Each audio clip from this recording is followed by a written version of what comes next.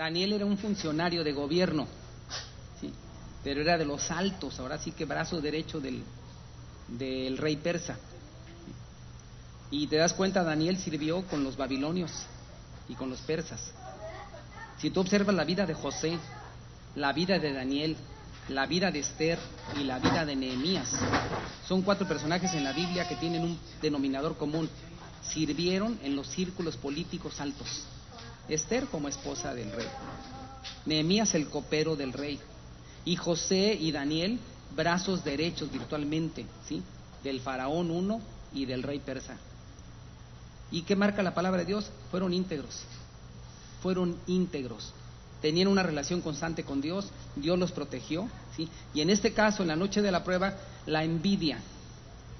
¿Por qué? Porque uno de los factores que vas a encontrar a lo largo de la vida, tanto en la escuela, en la fábrica, en la iglesia, en la calle, con el vecino, gente con envidia, envidiosos, envidiosas, lo vas a encontrar, no es raro. A veces uno entre los mismos hermanos, si tiene 1, 3, 4, 5 hermanos, aquel no me quiere prestar esto porque tiene envidia, yo tampoco se lo presto porque me desquito, etcétera, ¿no? Y aquí la envidia de los otros funcionarios hacia Daniel, tramaron un plan de tal forma que dijeron que el que no adorara al Dios que el rey había marcado, ¿sí?, tendría que morir. Envuelven al rey, el rey firma el edicto, espían a Daniel, y Daniel siguió haciendo lo que hacía con naturalidad todos los días. Oraba al Señor 3 veces por día. Y no cambió su fórmula, siguió igual, siguió orando. Y aquellos le tomaron fotos porque ya traían su celular. Le tomaron fotos y dijeron: mira, rey, aquí está orando al Dios de los judíos. Y con eso, y apoyados en el edicto, ¿sí?, mandaron a la pena de muerte, aplicaron la pena de muerte, que era lo que se decía, meterlo a un foso donde había leones. Taparon el foso con una piedra. Ahora, ¿qué se puede imaginar que estaba haciendo Daniel cuando lo agarran, digamos, le ponen cuerdas y lo bajan? Orando. Una de las primeras cosas que hace un cristiano cuando enfrenta un problema: orar. Si no puedes con tus labios, ahí está el pensamiento. Y como lo he dicho ya varias veces, lo único que te impide orar es la muerte. Lo único que te va a detener de que ores es la muerte. Puedes estar preso, puedes estar enfermo, puedes estar viajando, puedes estar solo, acompañado, en la iglesia, en la calle, y puedes orar. Y Daniel enfrenta a estas gentes, que son los sátrapas, que tramaron todo, ¿sí?, y él no miente cuando le dicen: ¿estaba usted orando? Sí. ¿Que 3 veces por día? Sí. ¿Por qué lo hace? Pues porque yo confío en mi Señor. Pero es que eso es delito. Es que yo no creo que sea un delito. Pues sí lo es, y usted queda condenado a muerte. Y lo bajan ahí, tapan con la piedra. Llega la noche.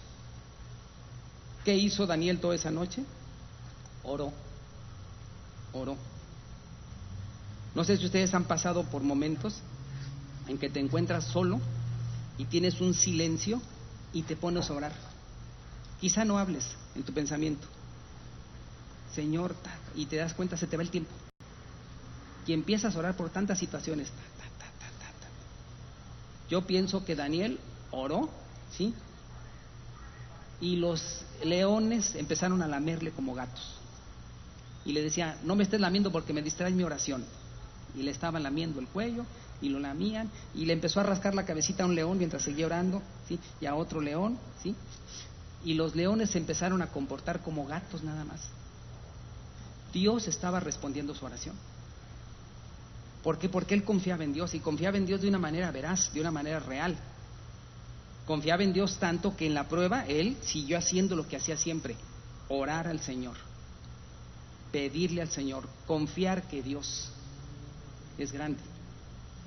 Dice el Salmo 27: Dios es mi luz y mi salvación, ¿de quién temeré? Dios es la fortaleza de mi vida, ¿de quién he de atemorizarme? Y si tú lees todo el 27, a lo mejor te va a pasar lo que a mí. Dirás: es mi salmo favorito, por lo que dice. Claro, hay otros que tienen el Salmo 23, otros tendrán otros textos, ¿no? Pero a veces dices tú: qué bárbaro, no, este es para mí. Y Daniel así lo hizo. Oró de tal manera que al otro día el rey no pudo ni dormir, porque el rey apreciaba a Daniel y se dio cuenta que le habían hecho una trampa. Y dijo, ay, de veras, ¿cómo pude caer en la trampa? Pero pues ya cayó. Y lo que el rey sellaba con el anillo no podía ser revocado. Pero al otro día va y dice, a ver, quiten la piedra, le dice a los guardias, quiten la piedra. Y tristemente pregunta a Daniel, siervo del Dios viviente, ¿andas por ahí? Sí, su majestad, aquí estoy. Y cuando responde, obviamente el rey se asombra, se emociona. Y más adelante cuando tú lees te das cuenta que Daniel le dice cómo el Dios viviente le respondió su oración. ¿Y cómo termina esta historia? Que es otra historia también, la noche de la prueba. Los envidiosos que mandaron a Daniel al foso, ellos son enviados a los leones. Y dice que cuando iban bajando, ¿qué pasó? Magdalena, ¿no has leído esa historia? ¿No has leído historia cuando los iban bajando los leones? ¿Qué pasó? Margarita. En el camino, ¿verdad? Cuando los iban bajando, en el camino los leones, pácatelas, se aventaban a morderlos. Ya los iban bajando, aquellos iban así como taco. ¡Wow! Ni siquiera llegaron al suelo. Ahí en el aire los agarraron los leones. Y es una historia que tú dices, ay, el Señor, puedo confiar en el Señor. Dice Salmo también 34, confía en Dios y Él hará. Cortito, pero tremendo. Confía en Dios y Él hará. Vamos a la tercera noche. Vamos a Juan 3, versículos 1 al 7. Juan 3, versículos 1 al 7. A ver, Dinora, si me puedes ayudar con esa lectura.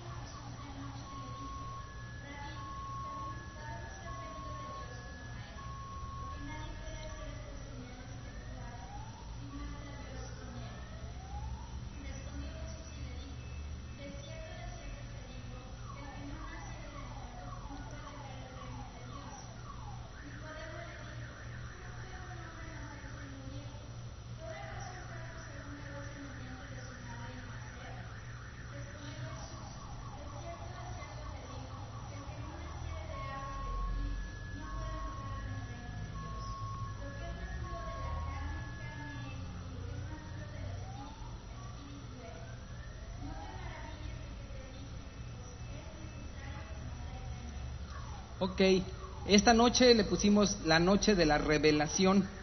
Es otra cosa que ocurre en la noche. Nicodemo, que era fariseo, va a ver a Jesús, pero va de noche, porque tenía temor de los otros fariseos. De hecho, los fariseos no querían que nadie se acercase a Jesús, pero Nicodemo lo hizo. Y aunque lo hace de noche, ¿sí?, lo hace porque quiere platicar con el maestro. Y llega, ¿sí?, y aquí yo me he puesto a imaginar, cuando llega, Jesús estaba dormido. Jesús estaba dormido, pues Jesús estaba cansado, ¿no? Y él toca, ¿sí?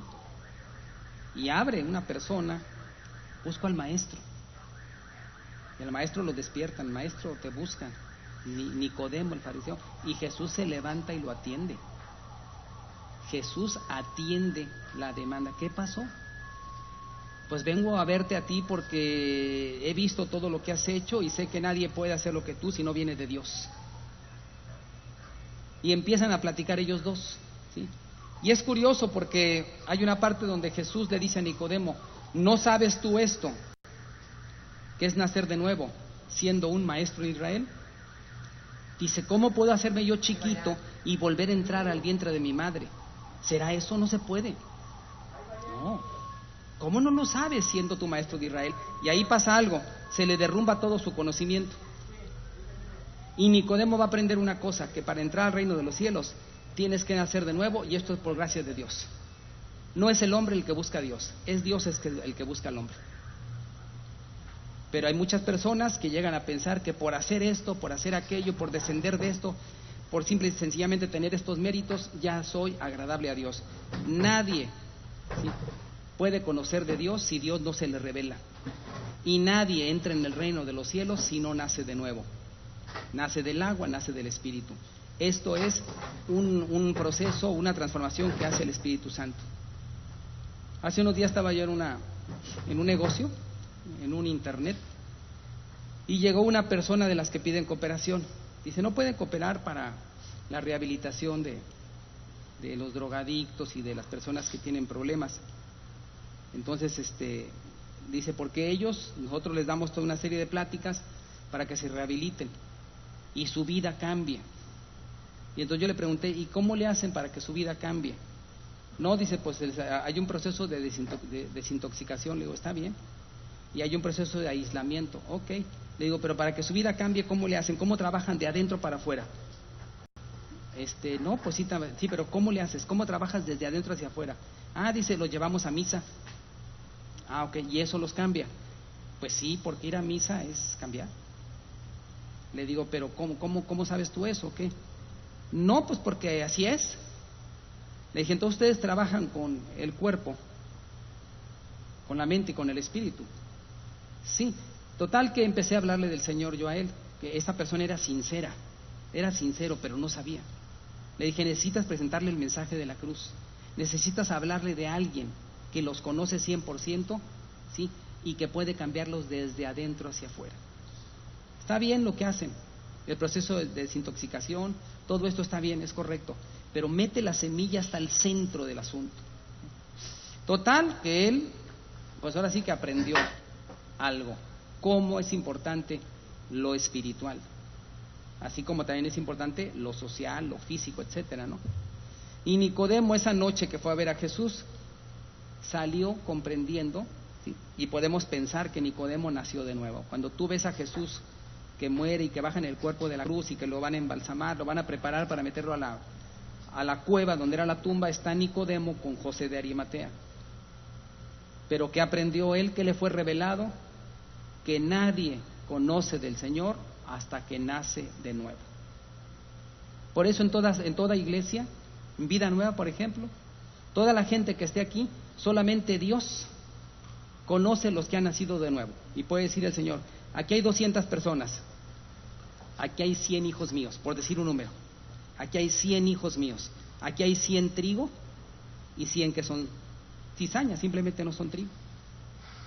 ¿Qué es lo que va a ver Jesús cuando regrese? Un corazón nuevo, nacido de nuevo, limpiado por la sangre de Cristo, perdonado. En pocas palabras, revestido por el Espíritu de Dios. Ahora, ¿cómo se conoce un cristiano que nació de nuevo con el tiempo? Por sus frutos. Una lámpara no se pone debajo de un buró, ni la pones debajo de la cama. La lámpara la pones arriba para que alumbre. Y esa es la forma en que el Señor, ¿sí?, se da a conocer también a través de la vida de los que son salvos. Vamos al número 4, Juan 13, 21 al 30. Ahí mismo en Juan avanzamos nada más hasta el capítulo 13 y leamos del 21 al 30. A ver, Carolina, ¿me puedes ayudar con esa lectura, por favor?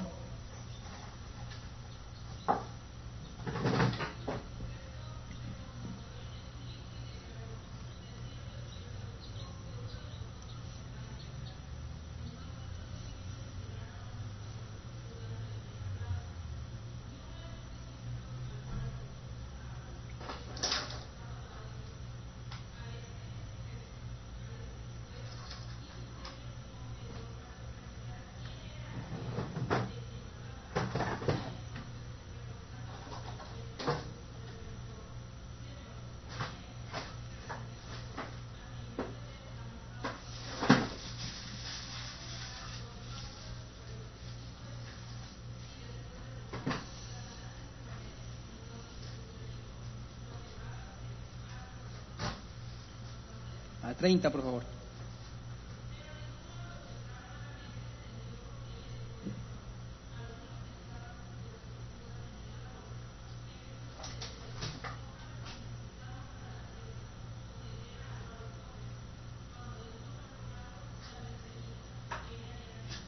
Ok, vean esa narración, le pusimos ahí la noche trágica.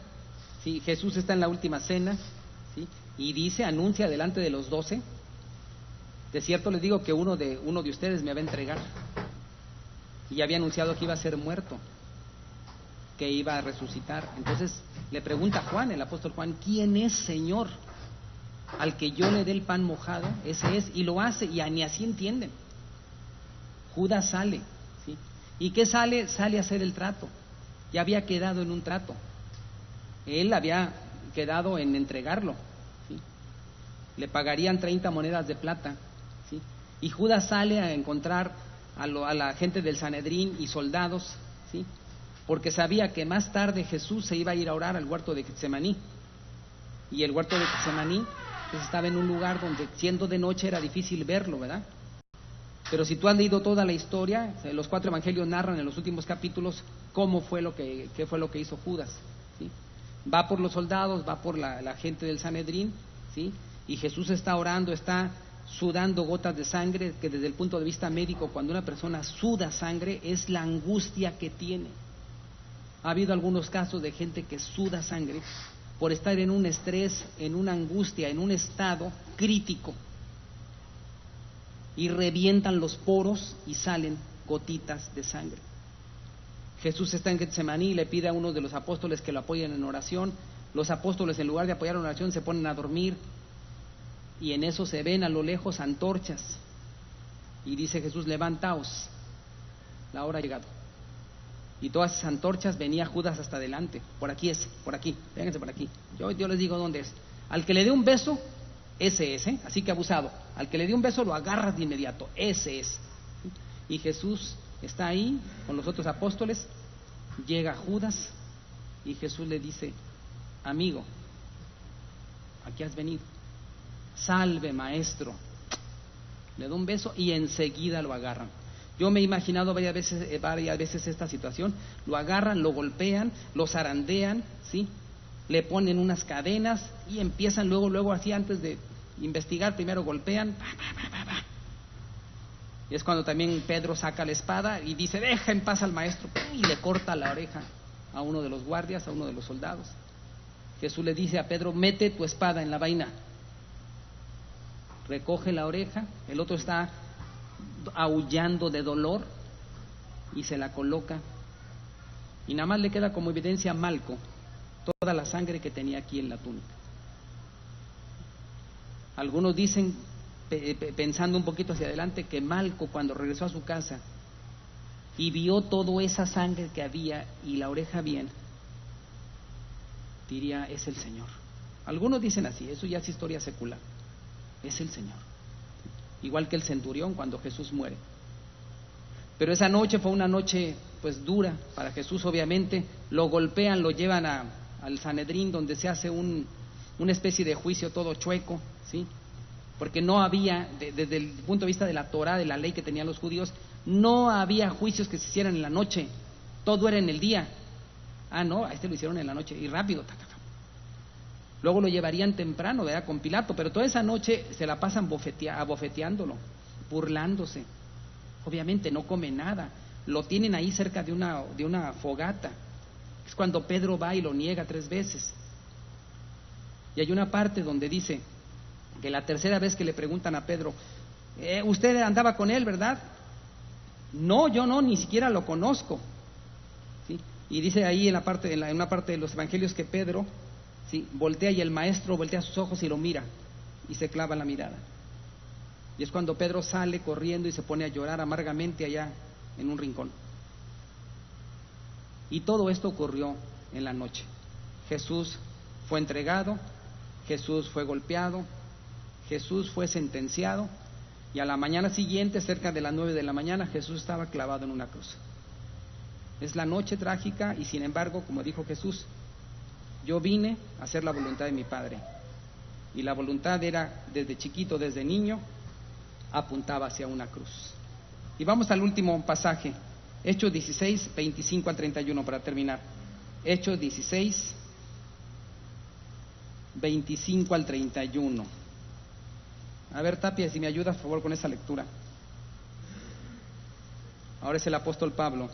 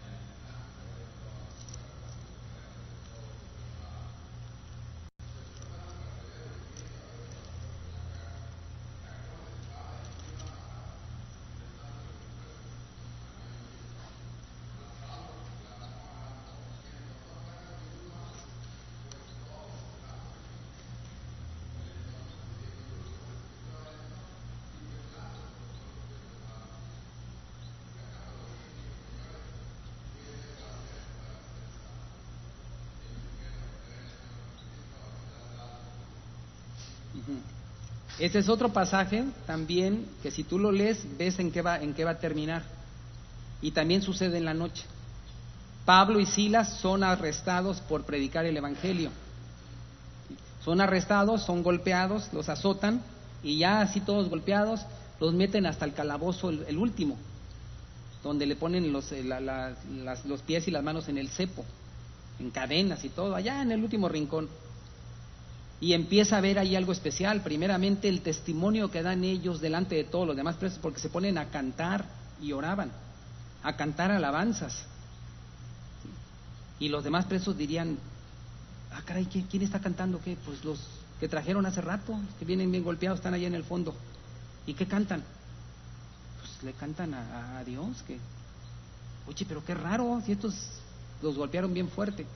Y ellos cantando, ¿sí?, alabando a Dios, ¿sí? Dios tiene dentro de sus planes la conversión, ¿sí?, del carcelero, de su familia.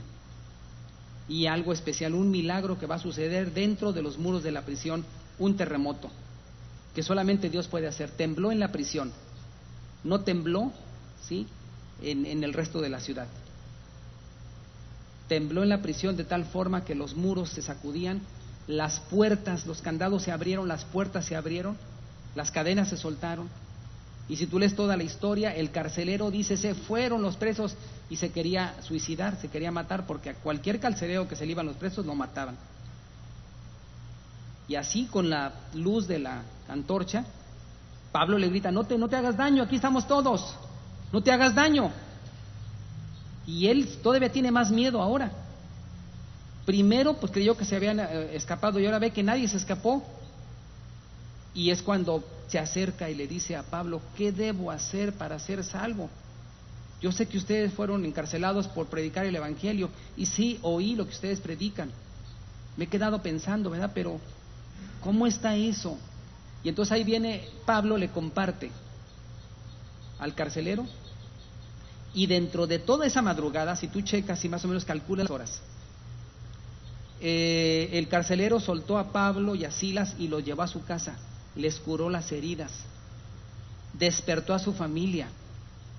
¿Qué serían las 2 de la mañana? No sé, pero era ya después de medianoche. Les compartieron el evangelio a la familia, a la esposa, a los hijos. Yo creo que el carcelero no vivía muy lejos de la prisión. Para haber caminado, de haber vivido a ciertas, aceptaron al Señor. La familia del carcelero fue convertida por el Espíritu Santo, la familia del carcelero, ahí mismo se bautizaron. Y ya después los regresó el carcelero a la celda, los volvió a amarrar, a poner las cadenas y todo.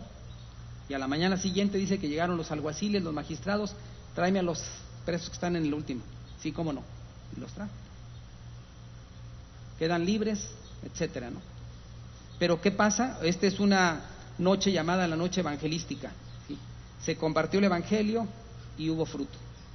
Por eso cada vez que tengas oportunidad de compartir el evangelio, no desperdicies esa oportunidad, no desperdicies. ¿Por qué? Porque son tiempos que va poniendo Dios. Todas las formas de evangelizar, aplícalas todo lo que puedas, ¿sí? Y cuando hables del Señor, apóyalo con tu vida, porque eso es lo que le da fuerza.